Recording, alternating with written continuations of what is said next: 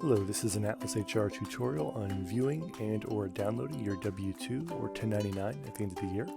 So if you're on the home screen, the first step is to click the menu icon in the upper left-hand corner here. And in the My Info menu, you'll expand the My Pay section and then the Forms section. So if you have a W-2, it'll be here. If you have a 1099, there'll be a 1099 option here as well. So you can just click the form that you'd like to download and there'll be a list of all the forms that you have. So right now there's just one in here for year 2018. If I would like to view that form, I can just click the icon on the left here to preview it so I can see all my data, or I can download if I'd like a permanent copy on my device, so my computer or my phone.